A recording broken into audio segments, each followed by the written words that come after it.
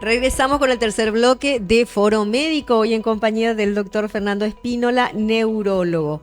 Y vamos a hablar justamente de una de sus especialidades porque él es epileptólogo. Y vamos a hablar ahora de la epilepsia. ¿Sí? La epilepsia que, digamos, es como que no tiene una edad, ¿sí? Porque hay niños con epilepsia, doctor. ¿Qué es la epilepsia? ¿Por qué se produce la epilepsia? ¿Qué es lo que pasa en nuestro cerebro? La epilepsia es una actividad aumentada de las neuronas y es como que se produce un cortocircuito dentro del cerebro, porque el cerebro se comunica por señales eléctricas. Y entonces lo que pasa en la epilepsia es que hay una actividad eléctrica aumentada en estos pacientes, ya sea por diferentes causas, y es lo que le provoca esta sintomatología a los pacientes. Entonces es una actividad neuronal aumentada. Es el concepto de la epilepsia. ¿Y por qué se produce eso? ¿Tiene un carácter genético? ¿Qué es lo que se ha estudiado al respecto? De la epilepsia lo que se sabe es que dependiendo de la edad de inicio de la epilepsia puede tener diferentes causas. Por ejemplo, en los pacientes que debutan la epilepsia en el primer tramo de la vida, en los niños o los jóvenes, generalmente la causa es genética. Y esta causa genética se debe a algunas alteraciones estructurales de las neuronas. Por ejemplo, la alteración en algunos canales de sodio, potasio, cloro que utilizan ellos para comunicarse entre ellas. Hay unas pequeñas alteraciones que son codificadas por los genes y que esa es la causa genética en el primer tramo de la vida de los pacientes con epilepsia. Ya yendo un poco más enfrente, los pacientes ya adultos generalmente tienen epilepsia ya debido a otras enfermedades del cerebro, como por ejemplo la causa más frecuente en los adultos es el ACV. ¿Sí? Un paciente con ACV puede quedar con una secuela. Asimismo, una de las secuelas más frecuentes es la epilepsia. Por ejemplo, también un tumor puede causar epilepsia. O por ejemplo un sangrado puede causar epilepsia. ¿Por qué? Porque también este agente extraño dentro del cerebro termina ocasionando una irritación de las neuronas y causa la epilepsia. Ya. ¿Y hay tratamiento para la persona epiléptica? ¿La persona epiléptica puede sobrevivir? ¿Se puede morir de epilepsia? Asimismo, por suerte, si una epilepsia es bien diagnosticada y bien tratada, el 70% de los pacientes con epilepsia tienen una buena calidad de vida y responden al tratamiento medicamentoso, que son los fármacos antiepilépticos, que tenemos de varios tipos dependiendo de cada tipo de epilepsia, ¿sí? Y sí, la epilepsia puede llevar a la muerte lastimosamente, que es lo que se denomina muerte súbita relacionada a la epilepsia. ¿Pero qué es lo que sucede? ¿Por qué si está medicado un paciente con epilepsia puede morir, por ejemplo? Generalmente es raro que pacientes que estén bien medicados terminen muriendo, ¿sí?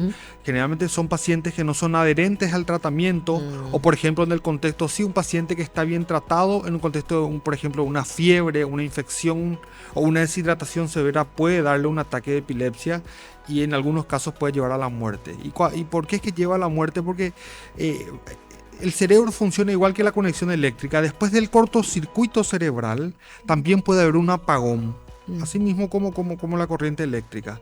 Y por eso es que ese apagón muchas veces puede llevar a un apagón del cerebro. Y como sabemos, el cerebro controla el respirar, controla los latidos del corazón. Y entonces eso lleva a un paro cardiorrespiratorio, que es lo que le lleva a la muerte a estos pacientes. Y la gente que empieza con epilepsia en una etapa precoz, digamos en la infancia o adolescencia, ¿tiene quizás más posibilidades de tener una corta vida si tiene crisis epiléptica? ¿Puede suceder esto?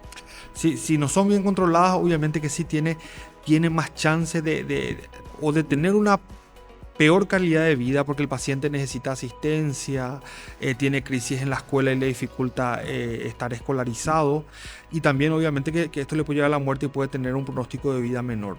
Pero la mayoría de las epilepsias genéticas que debutan en la infancia tienen buen pronóstico si son bien tratadas, y por eso es que es importante que un niño, ya sea en un contexto de una fiebre o fuera de este contexto, tenga una crisis epiléptica, que acuda a un profesional neurólogo y que se le llegue a un diagnóstico correcto para que el tratamiento sea oportuno y que este paciente pueda tener una calidad de vida normal, porque eso es lo que buscamos nosotros con el tratamiento de la mayoría de nuestros pacientes con epilepsia. ¿Existen situaciones que pueden exacerbar la crisis de de la epilepsia en sí? Así, hay ciertos factores gatillantes de las crisis epilépticas y los más frecuentes son la deprivación de sueño. Es sumamente importante que un paciente con epilepsia descanse las 7-8 horas. Eso es un factor desencadenante. Infecciones, como les dije, o fiebre puede desencadenar epilepsia. También, por ejemplo, el alcohol puede desencadenar epilepsia. Esas son las situaciones más frecuentes, y también obviamente que el paciente termine olvidándose por algún motivo la medicación son uno de los factores más frecuentes relacionados a crisis epilépticas ya en pacientes que tenían este diagnóstico. Ya en Paraguay, usted, no sé si hay datos estadísticos o lo que se refiere a lo que usted atiende en consultorio. ¿Hay muchos casos de epilepsia en Paraguay? Sí, hay muchos casos, Lilian. En el consultorio yo todo el tiempo estoy viendo pacientes. En IPS básicamente solo hago un consultorio de epilepsias. Ahí solo veo pacientes con epilepsias, y sí tenemos muchos pacientes porque es una enfermedad muy frecuente, y según lastimosamente en el país no contamos con una estadística nacional, pero según la Organización Mundial de la Salud el 1% de la población presenta este diagnóstico, y extrapolando esos datos a los datos nuestros tenemos que tener como 70.000 pacientes con epilepsia en el país, porque somos aproximadamente 7 millones. Bastante. Doctor, ¿qué se hace ante una crisis de epilepsia para dar también? Porque muchas veces puede ocurrir que vemos gente en la calle y puede tener una crisis. ¿Qué se hace? ¿O en un supermercado? No sé, para que la población también esté al tanto, y porque tenemos que ser empáticos también ante ese tipo de situaciones. Eso también es muy importante, porque esas simples maniobras que debemos realizar en ese momento le pueden cambiar la vida a esa persona, ¿sí? Primeramente, cuando un paciente presenta la epilepsia, ya sea en la vía pública o en el supermercado, como bien lo dijiste, lo primero que tenemos que asegurarnos es que la persona esté en un ambiente y un lugar seguro, ¿sí? Si por ejemplo le dio en la calle, agarrarle y llevarle a la vereda o un lugar seguro, o si le dio cerca de la pileta, alejarle la pileta porque va a tener movimiento y se puede terminar cayendo, o si le dio por ejemplo en la cocina, alejarle del fuego, que son las situaciones más frecuentes que vemos asociadas a la epilepsia, ¿verdad? Y una vez ya que estamos viendo que la persona está en un lugar seguro, lo que tenemos que hacer es colocarle hacia el decúbito lateral a la izquierda. ¿Qué significa eso? Colocarle el brazo sobre el suelo, sobre el piso, ¿sí? ¿Y por qué no debemos dejar que el paciente termine convulsionando con la boca para arriba? Porque hay muchas crisis de epilepsias que se acompañan de vómitos, entonces el paciente puede terminar vomitando y broncoaspirando y siendo fatal incluso para estos pacientes. Morir por broncoaspiración. Así mismo. Sí. Por eso es que es sumamente importante que el paciente que tenga epilepsia que esté de costado, la de a un costado, así vomita, si va a vomitar al costado, no se va a vomitar encima. Lo primero entonces es moverlo sobre el lado izquierdo. Así mismo, ¿Sí? el lado izquierdo, para evitar esa broncoaspiración. Y ya después, durante que el paciente está teniendo los movimientos, hay varios mitos, como por ejemplo que el paciente puede tragar la lengua, y eso no se tiene que realizar de meter la mano en la lengua y tratar de estirarla, porque es imposible que el paciente pueda tragar la lengua, y solo tenemos que dejar que el paciente siga teniendo movimientos. Pero apenas deja de presentar esos movimientos, lo que tenemos que hacer es estimulaciones. Ya sea una estimulación táctil o sonora, le empezamos a dar unos golpes en el pecho o en la espalda y llamarle por el nombre si lo conocemos, o empezar a hacerle estímulos sonoros, porque esa simple medida es la que evita que se ocasione esta muerte súbita relacionada a la epilepsia. Entonces este paro que se realiza después del cortocircuito en el cerebro se evita con estos estímulos que le estamos realizando al cerebro. Es como que nosotros también al momento de estimularle, le estamos despertando a las neuronas para que sigan activándose después de este cortocircuito que se produce en el contexto de la epilepsia. ¿Cuánto tiempo puede durar una epilepsia? Generalmente la mayoría de las crisis comunes duran 1 minuto o menos, ¿sí? Las crisis que duran ya más de 1 minuto son los que terminamos diciendo que presenta el diagnóstico de un estado mal epiléptico. Muchas veces eso en consultorio le preguntamos a los familiares, y ellos por la desesperación tienen una sensación de que duró mucho más tiempo esto, pero la mayoría de las crisis no terminan durando más de 1 minuto. Ya, perfecto. Es muy importante esto también para que la gente, como digo, en la calle muchas veces podemos encontrarnos con ese tipo de situaciones y ayudar. Así ¿No es mismo, así? sumamente frecuente Sí. esta situación. Bueno, ¿y qué pasa cuando maneja, por ejemplo, también? ¿Eso puede dar una crisis epiléptica? La persona que es epiléptica, ¿cómo hace para Así manejar? mismo.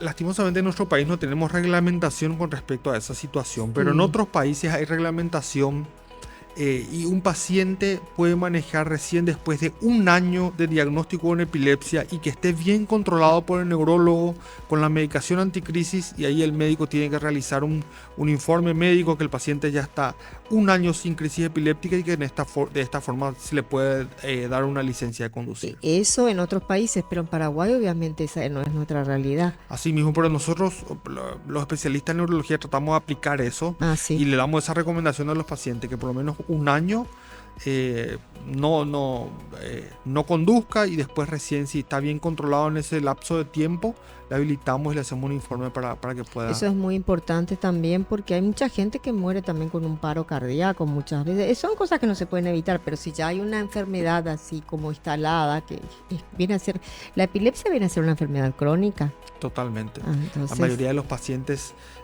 tienen que tomar medicación anticrisis toda la vida.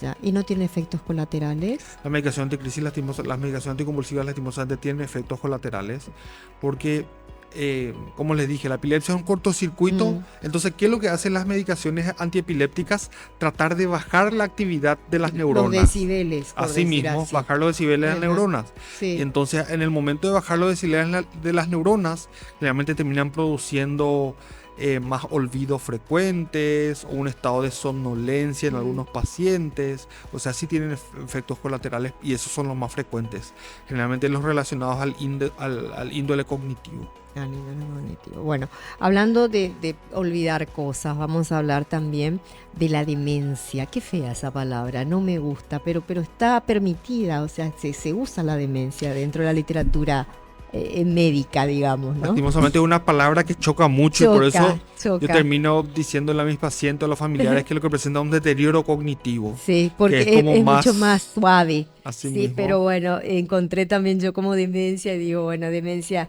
y demencia senil me parece mucho más fuerte, que es una realidad. Sí, Sí. pero vamos a hablar de la demencia luego de la pausa. ¿Me permite, doctor? Sí, adelante. Ahora sí vamos a un brevísimo corte y volvemos ya con el cuarto bloque. A ver si me iluminan. Creo que es el cuarto. Mi partner parece que está peor que yo. Sí, cuarto, me dice, sí. Lo que pasa es que pasa tan rápido. Lo que pasa es que pasa rápido el programa.